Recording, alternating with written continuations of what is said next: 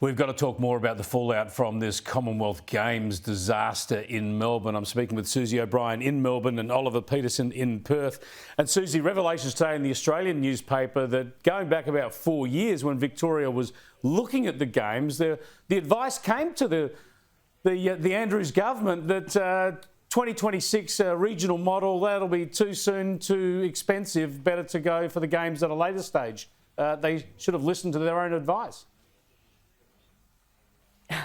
Well, great article by Damon Johnson, one of my colleagues in the Oz today. It is just an extraordinary turn of events, and what an insight this gives us to how arrogant this government is. So they were warned 4 or 5 years ago when they first looked at this whole process that there was no point looking at doing anything in the regions before about 2034.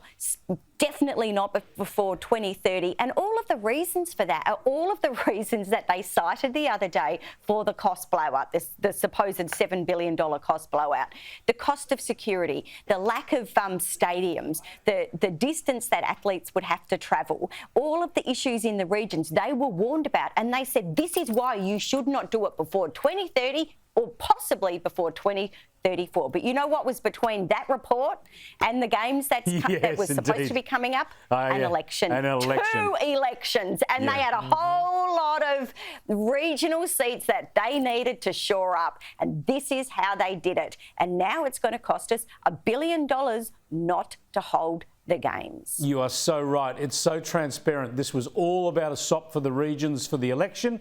And with the election won now, he doesn't care and he's getting out of it. Prime Minister Anthony Albanese was asked today about the damage this did to the national reputation. Here's his response.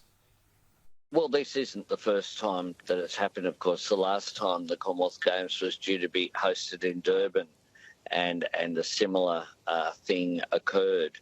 But I'm very focused on the positive of tonight, kicking off what is the third largest event to be held in the world. He's kidding himself, isn't he, Oliver? Pretending that this doesn't damage our reputation, and he couldn't switch to another subject quickly enough.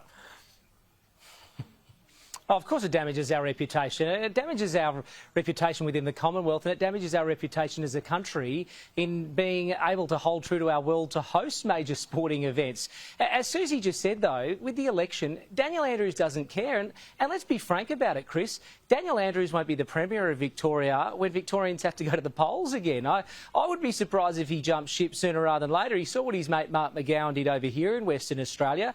What else has Daniel Andrews got to prove other than trying to shore up the seats and win that election? But you know, the ramifications for this will have other sporting codes looking at whether or not they hold particular events in Australia, or are you really serious about holding this in Australia, whether that's in Melbourne, Sydney, Perth, wherever it might be.